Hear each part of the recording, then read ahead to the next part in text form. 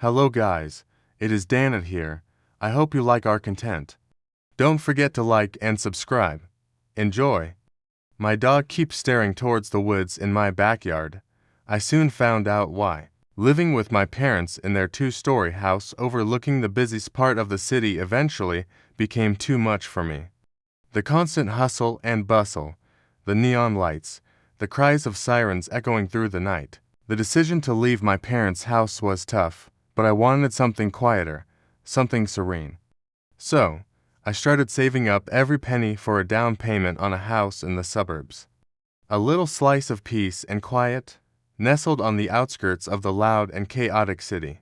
While living with my parents, I worked, and it didn't take long for me to save up what I considered to be a decent chunk of money. I scoured real estate listings like a vulture.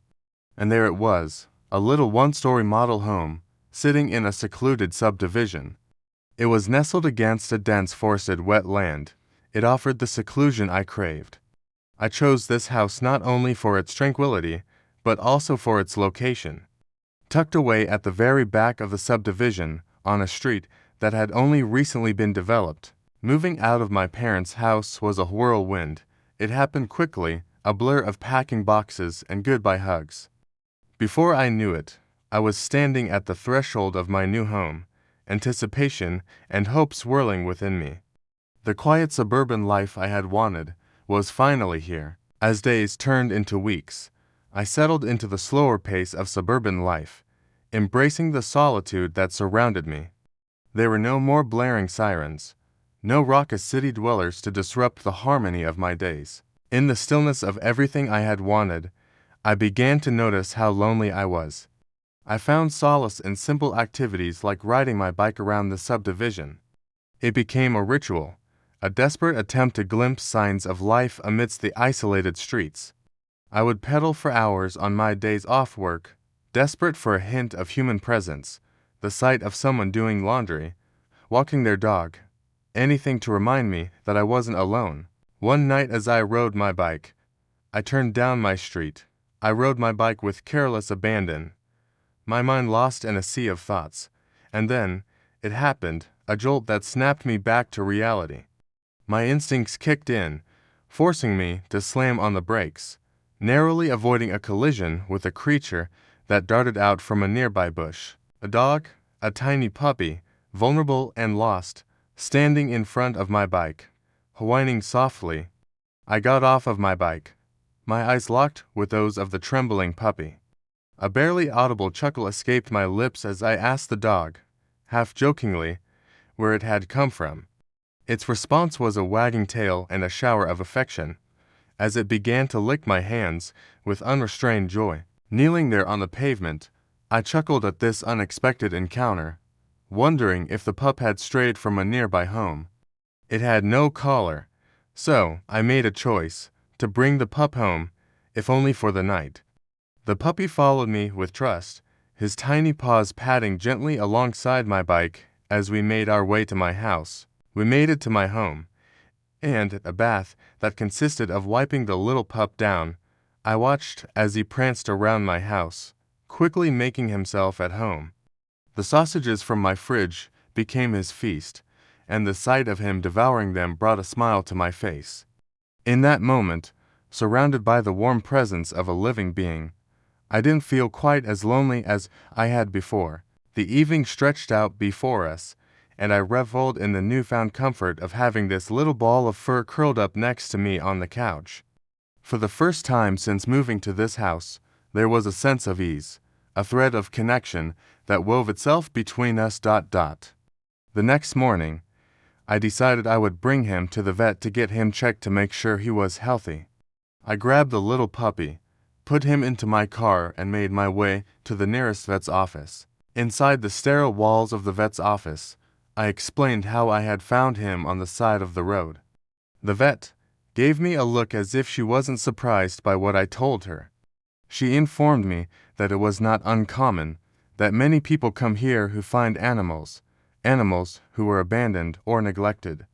I found myself blurting out the question before my mind could catch up with my mouth, asking if it would be all right to take him home. A gentle laugh escaped the vet's lips she assured me that, as far as they were concerned, the dog already belonged to me. I smiled and thanked the vet. I then told her that I would go to get some supplies for the dog. I walked into the waiting room, where a bunch of pet supplies adorned the shelves. Collars of every color, but one in particular spoke to me. A simple leather collar, sturdy yet gentle, seemed to suit Jack perfectly. I made my selection, along with a bag of dog food. Returning to the vet, I requested that the collar be added to Jack's file. The vet nodded. Then, with a smile, she asked me to provide a name for his file. After a brief contemplation, I settled on the name Jack. It suited him. After the vet finished examining Jack and administering his shots, they handed him back to me, along with the red collar I had chosen, a small and vibrant collar with a charming bow tie. We left the vet and returned home. During the day, Jack seemed to prefer to stay outside while I was away at work. As I approached the back door, I could always count on seeing Jack emerge from the woods. It was routine. However, 2 days ago, I arrived home to an unusual sight. Jack sat anxiously by the back door, pacing back and forth, whimpering. I turned the handle, and Jack darted inside, eagerly bypassing me and rushing down the hallway into my bedroom. Chuckling lightly at his strange behavior, I brushed it off, figuring that an animal in the woods must have scared him. I woke up the next morning at midnight. I was jolted by the sound of Jack growling, directed toward the back door. I quickly switched on the lights and made my way toward the end of the hallway. There, I saw the outline of Jack's arched back and poofy fur as he peered intently into the pitch-black woods, his growls resounding through the silence. Desperate to calm him down, I called out his name and flicked on the light switch to illuminate the backyard. Assuring him that there was nothing there, I expected his gaze to shift, to acknowledge the absence of any perceived threat. However, his stare remained locked on the tree line, as if he saw something beyond the comprehension of my own sight. Eventually, he sprinted back to my bedroom, leaving me with a tinge of unease. Whatever Jack kept staring at made me feel uneasy. I decided to keep him indoors for the next few days. In the following nights, my sleep would be frequently disrupted by familiar sounds of Jack growling at the back door, his gaze fixated on something else couldn't see. Each time, I would illuminate the surroundings, reassuring him that there was nothing to be feared, and he would swiftly retreat to my bedroom. Tonight, as the familiar growls pierced the silence, I tiredly dragged myself out of bed to pacify him, my movements guided by muscle memory. Numb to the occurrence, I made my way through the darkened hallway, rubbing my eyes as I called out to Jack. Tonight, as the familiar growls pierced the silence, I tiredly dragged myself out of bed to pacify him, my movements guided by muscle memory. Numb to the occurrence, I made my way through the darkened hallway, rubbing my eyes as I called out to Jack. Subconsciously reaching for the switch to illuminate the backyard, my stomach dropped as I realized that the back door of my house was creaked open. Panic surged through my veins, snapping me back to reality. I suddenly heard Jack's footsteps approaching me in the darkness of the hallway. I turned to see the silhouette of Jack, his back arched, and his tail bushy. But as I looked closer, I noticed something different. Jack's gaze was not fixed on the back door, as it should have been, given that it was creaked open. Instead, his eyes were looking above me, toward the ceiling. A chill ran down my spine, causing my breath to catch in my throat, and my heart pounded violently in sync with a rush of adrenaline. Slowly, I raised my head, fixating my gaze upon the ceiling. I locked eyes with it, the thing that my dog had been seeing this entire time. A grotesque creature, clinging to the surface of the ceiling like an abhorrent spider.